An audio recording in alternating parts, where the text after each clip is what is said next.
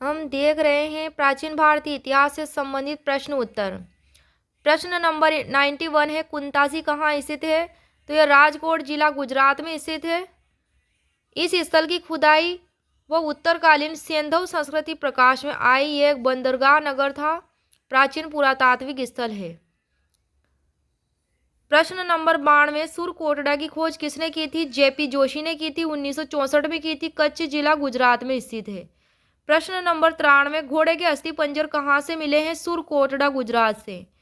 प्रश्न नंबर 94, रोजडी कहाँ स्थित है? सौराष्ट्र जिला गुजरात में स्थित है।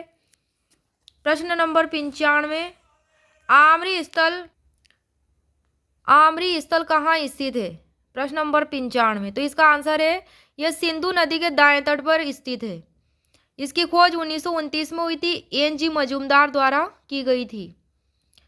यह पहला ऐसा स्थल था जहां से सबसे पहले प्राक हड़प्पा कालीन अवशेष मिले हैं। यहाँ से बारहसिंगा के प्रमाण मिले हैं। प्रश्न नंबर 96 है, मिताथल की खोज किसने की थी? सूरजभान ने की थी। 1968 में की थी। भिवानी जिला हरियाणा में स्थित है। प्रश्न नंबर 97, रंगपुर कहाँ स्थित है? अहमदाबाद जिले में स्थित है, गुजरात में स्थित है।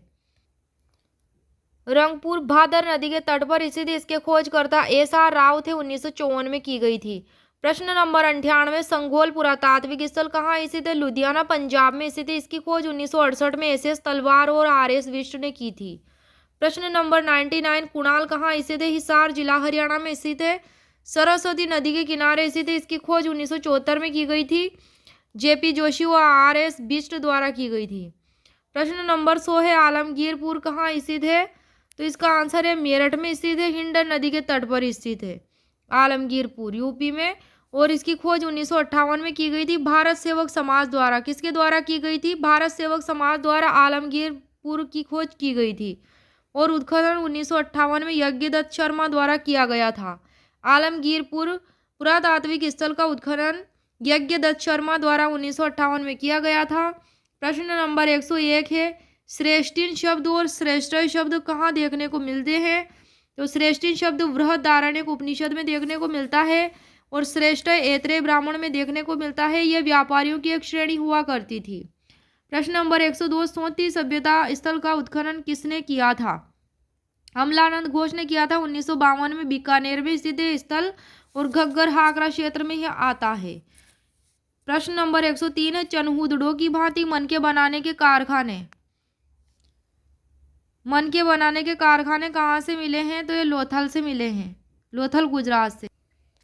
प्रश्न नंबर 104 है, लोथल की खोज किसने की थी? 1954 में एस.आर. राव ने की थी। इसे लघु हड़प्पा की संज्ञा या लघु मोहनजोदड़ो कहा जाता है। अहमदाबाद में भोगवा नदी के किनारे लोथल स्थित है। लोथल के पूर्वी भाग में गोदीवाड़ा साक्ष्य मिला है।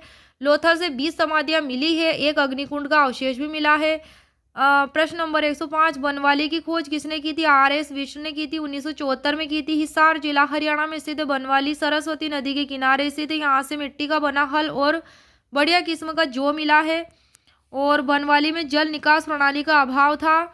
और सिंधु सभ्यता की यह सबसे महत्वपूर्ण विशेषता है कि यहाँ जल निकास प्रणाली का अभाव था बनवाली में। यहाँ से प्राक हड़प्पा और हड़प्पोत्तर काल के प्रमाण प्राप्त हुए। तीनों तरह के यहाँ के मकानों के साथ सामान से पता चलता है कि यह समृद्ध लोगों का नगर था। बनवाली के कई मकानों से अग्नि वेदिकाएं मिली है। प्रश्न नंबर 106, धोलावीरा की खोज किसने की थी? तो धोलावीरा की खोज जेपी जोशी ने की थी। 1967-68 में की थी। 1967-68 के टाइम पे। और 1990 से भारतीय पुरातत्व सर्वेक्षण के आर.एस. बिष्ट के निर्देशन में उत्खनन चला आ रहा है धोलावीरा का। प्रश्न नंबर 107 है, तमिल प्रदेश में किसका शासन था? तो यहाँ चोल, चेर, पांड्य राजवंशों का शासन था तमिल प्रदेश में। प्राचीन काल में दक्षिण भारत के कृष्णा नदी के कुमारी अंतरिप तक के क्षेत्र को तमिल प्रदेश कहा जाता था। मौर्य सम्राट अशोक के 13वें अभिलेख में इन 3 राज्यों का स्वतंत्र रूप से उल्लेख हुआ है। किनका? चोल, चेर, पांड्य का। मेगसनीज ने चोल राजवंश का वर्णन किया है केवल। और महावंश में भी चोल वंश और लंका के राजाओं के परस्पर संबंधों का विवरण मिलता है। टोलेमी ने भी चोल वंश का उल्लेख किया है। पेरिप्लस ने चोल राज्य के नगरों और बंदरगाहों के विषय में लिखा है। चोल राजवंश के उत्कर्ष का केंद्र तंजौर था और तंजौर चोल राजवंश की राजधानी थी।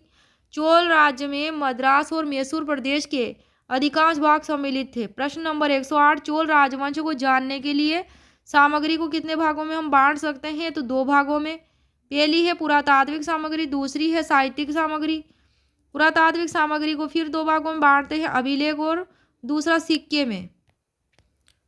प्रश्न नंबर 109 है, चोल अभिलेखों में कौन सी भाषाओं का प्रयोग हुआ है? संस्कृत, तमिल, तेलुगु और कन्नड़ का प्रयोग हुआ है। यह अभिलेख चोल वंश का इतिहास जानने के सर्वश्रेष्ठ साधन है। कौन? अभिलेख। प्रश्न नंबर 110, चोल वंशीय शासकों में सर्वप्रथम कौन से शासक ने अपने अभिलेखों में अपने पूर्वजों के इतिहास को संकलित करने का प्रयास किया, अपने शासनकाल की घटनाओं और विजयों को अभिलेख पर उत्कीर्ण करवाया? तो यह था राजराज प्रथम। इसके बाद चोल शासकों ने इस परंपरा का अनुकरण किया इस तरह की। प्रश्न नंबर 111, चोल शासकों के विषय में जानकारी देने वाले मुख्य अभिलेख कौन से हैं? तो मुख्य अभिलेख है लीडन दानपत्र अभिलेख, लीडन दानपत्र अभिलेख और तंजौर अभिलेख। ये दोनों ही राजराज प्रथम से संबंधित थे।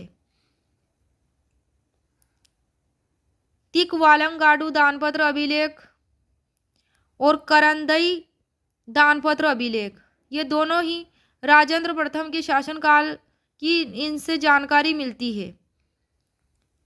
तिरुवेंदीपुरम अभिलेख, ये राजराज तृतीय का अभिलेख था। मणिमंगलम अभिलेख, ये राजाधिराज प्रथम की लंका विजय की जानकारी इससे मिलती है। मणिमंगलम अभिलेख से राजाधिराज प्रथम की लंका विजय की जानकारी मिलती है। लीडन दानपत्र अभिलेख और तिकवालंगाडु दानपत्र अभिलेख, लीडन दानपत्र अभिलेख, तंजौर दानपत्र अभिलेख, ये दोनों ही दानपत्र अभिलेख जो थे, लीडन दानपत्र अभिलेख राजराज प्रथम से संबंधित था, तंजौर अभिलेख राजराज प्रथम से संबंधित था, तिकवालंगाडु दानपत्र अभिलेख राजेंद्र प्रथम से संबंधित था, उसकी जानकारी मिलती है उसके शासनकाल की इससे, और करंदई दानपत्र ये भी राजेंद्र प्रथम से संबंधित था। तिरुवेंदीपुरम अभिलेख राजरती से संबंधित था और मणिमंगलम अभिलेख राजाधिराज प्रथम की श्रीलंका पर विजय की जानकारी प्राप्त होती है इससे। प्रश्न नंबर 12 है, चोल शासकों ने कौन से सिक्के चलाए? तो चोल शासकों ने सोने, चांदी और तांबे के सिक्के चलाए थे।